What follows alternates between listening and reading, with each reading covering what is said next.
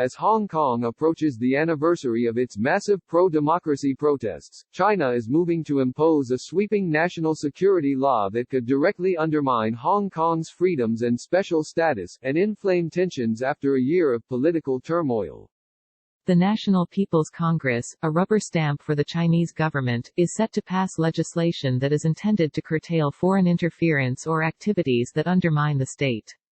That could directly target the anti-government activists who have challenged Beijing's authority. The Chinese government has tried to blame outsiders, including the U.S., for fomenting the pro-democracy movement in Hong Kong. Hong Kong is supposed to be governed according to the one country, two systems rule. The one country part means it is officially part of China, while the two systems part gives it a degree of autonomy, including rights like freedom of the press that are absent in mainland China. China is supposed to abide by this arrangement until 2047, but it has been eroding those freedoms and trying to bring Hong Kong more tightly under its control for years. Last spring, Hong Kong's legislature tried to pass an extradition bill that critics feared would allow the Chinese government to arbitrarily detain Hong Kongers. That ignited massive protests, leading to months of unrest that sometimes turned violent. The bill was withdrawn, but the demonstrations continued, as the fight transformed into a larger battle to protect Hong Kong's democratic institutions. The coronavirus pandemic and the social distancing measures required to slow its spread put a lot of that public activism on hold. But Beijing didn't forget, and has used the pandemic to further crack down on the pro-democracy movement, including by arresting pro-democracy lawmakers in April. Now, China has introduced this national security law, which is a much more direct step toward what Beijing has been trying to accomplish for years: one country, one system. It is an official death sentence for Hong Kong. It's nothing less than that, Alvin Y.H. Chung, an affiliated scholar at NYU's U.S. Asia Law Institute, told me. The full implications of Beijing's moves are still unclear, including how it will be implemented and what the political and economic fallout for Hong Kong will be. Pro-democracy advocates have denounced the legislation. Beijing's attempts to interfere in Hong Kong's affairs in the past, the extradition rules being one, but far from the only, example, have fueled widespread resistance. Samuel Chu, the managing director of the Hong Kong Democracy Council, a U.S.-based pro-democracy group, said China's decision to step in directly shows it has been unable to fully reign in Hong Kong. I think that this, not only in a short-term way, will antagonize the pro-democracy movement even more, and would generate a kind of response that China is not prepared for. China has, at least rhetorically, honored the one country, two systems rule. In practice, it has sought greater and greater control over Hong Kong. But Beijing has also had to tread carefully, as some of its boldest moves have been met with resistance. That includes a 2003 attempt to pass a national security law under Article 23 of Hong Kong's Basic Law, the closest thing Hong Kong has to a constitution. This would have also established rules against subverting the state and foreign interference, but the law got shelved after mass protests.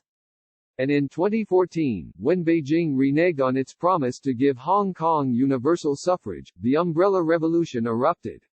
And then, of course, there was last summer, when Hong Kong's legislature tried to pass that controversial extradition bill, and months of demonstrations ensued. For a long time, China and pro-Beijing lawmakers in Hong Kong continued to dream of passing a national security law under Hong Kong's Article 23, and Beijing had been prodding Hong Kong in recent weeks to take it up again. But now, China is dispensing with all that, and doing it all itself. Ho Feng Hung, a professor of political economy at Johns Hopkins University, said Beijing may have stepped in directly because it learned a lesson from the 2019 anti-extradition bill protests, which ultimately defeated the legislation and embarrassed China. It will be a huge embarrassment if it tried to push through the local legislature that is eventually shelved because of local protests, Hung said. Beijing didn't want to reach that event. Beijing even didn't trust the local legislature, so it adopted this kind of extreme route to directly legislate. And it is a big risky move, he added, because it tears down all the remaining pretension of one country, two systems. China's dramatic escalation also comes as the whole world, and the media, which had devoted a lot of attention to the Hong Kong protests, is distracted by the coronavirus pandemic, and as Hong Kong itself is under social distancing restrictions. The imposition of those rules gave Hong Kong some cover to quell protests, while also helping to successfully control the outbreak there. But China had long made it clear it had no tolerance for the protesters, or even more peaceful challenges to its authority, such as when pro-democracy candidates in Hong Kong dominated local elections. And now, China has at least hinted at how it plans to consolidate its control. It is such a big development because it's basically Beijing asserting more fervently that, no, we actually have this type of authority that we can impose on Hong Kong. Jacob Stokes, a senior policy analyst for China at the U.S. Institute of Peace, told me. It makes even the nominal idea of one country, two systems somewhat farcical, he added. China's sort of turning Hong Kong from what it was before into, in a way, just another city in China, Stokes said. And that's what the protest movement is trying to avoid. Though China's planned action makes it clear that it has basically decided stop pretending that it cares about one country, two systems, its officials are still trying to frame this rhetorically as strengthening and protecting Hong Kong's government. We will ensure the long-term stability of one country, two systems, Wang Yang, head of the Chinese People's Political Consultative Conference, said, according to the Washington Post. What this means for Hong Kongers is still uncertain. The law has not yet been approved, and the details are still fuzzy. According to the New York Times, Chinese officials have indicated the law is targeting foreign influence that's led to unrest in Hong Kong. But that is largely disinformation. China has blamed outsiders for fueling violence in Hong Kong to deny the grassroots resistance. The law could have the chilling effect on dissent that China desires, snuffing out all but the most extreme protests. The opposite also seems possible, that China's actions, proof positive of why many Hong Kongers felt they had to continue to protest, might escalate tensions even more. Hong Kong had already been divided between two camps, blue, those who support the police, and yellow, those who support the protesters. But many of those yellow backers disagreed with some of the Hong Kong protesters' more radical tactics, like storming the Legislative Council or occupying a university campus. But China's incursions may make it harder for pro-democracy Hong Kongers to advocate for a more moderate stance. They will eventually be pushed to become either totally pro-Beijing agenda, or pro-confrontational protesters, Hung, the Johns Hopkins professor, noted. It's the disappearance of the middle ground and really will become more polarized. Many of Hong Kong's protesters were young, fighting to preserve what freedom they had left. All the things that were ostensibly promised are, as it turns out, just no longer there, Chung said. At this point, what do they have left to lose? It really is a powder keg now, and I dread to think how this will play out. The first real test for dissent in Hong Kong may come soon. Traditionally, Hong Kong hosts a vigil honoring the Tiananmen Square massacre, Beijing's June 4, 1989, bloody crackdown on pro-democracy protesters. In China, the event has been scrubbed from history. But in Hong Kong, thousands memorialize it. Hong Kong's social distancing measures banning mass gatherings are in effect until June 4, though organizers have called on Hongkongers to be water, a reference to strategy the leaderless protesters used in Hong Kong throughout 2019, and are calling for Hongkongers to find other ways to recognize the day. Chu, the managing director of the U.S.-based Hong Kong Democracy Council, said activists have recognized this could be the first year China prevents this gathering from happening. Not allowing it to happen, again, I think it's a lesson not learned well by the Hong Kong and Chinese government, that every time they prevent something this is exactly what galvanizes the grassroots. It's going to be a little bit of test to see the reaction, he added, but I think you will see the ongoing creativity and resilience continue. China's actions will test the international community. The United Kingdom and the European Union both condemned the move.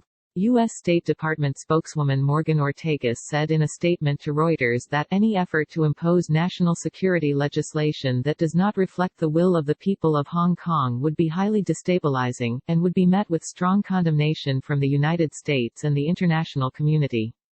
A day before China announced this national security law, Pompeo had warned China against encroaching in Hong Kong, saying it could threaten the State Department's review of Hong Kong's special trade status, which grants exceptions on trade and commerce for Hong Kong that are not available to mainland China. Last year, President Donald Trump signed the Hong Kong Freedom and Democracy Act, which requires the Secretary of State to assess whether Hong Kong should still be granted special trade status under U.S. law, based on whether Hong Kong's government is still mostly autonomous and honoring the rule of law. The law also calls on the president to impose sanctions on officials who violate human rights in Hong Kong. Our decision on whether or not to certify Hong Kong as having a high degree of autonomy from China is still pending, Pompeo said at a press conference Wednesday. We're closely watching what's going on there. Revoking Hong Kong's status would be a dramatic step, with uncertain consequences.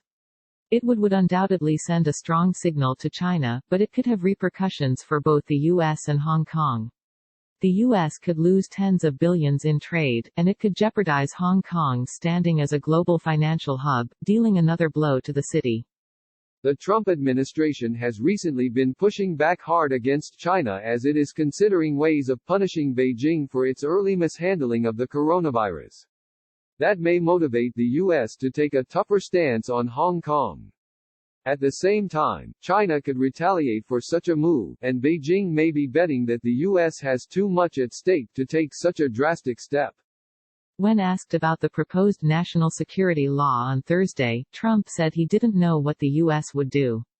"I don't know what it is, because nobody knows yet. If it happens, we'll address that issue very strongly." The U.S. may not want to exhaust this leverage. It might also not be ready to say that, at this point, Hong Kong's autonomy is completely lost.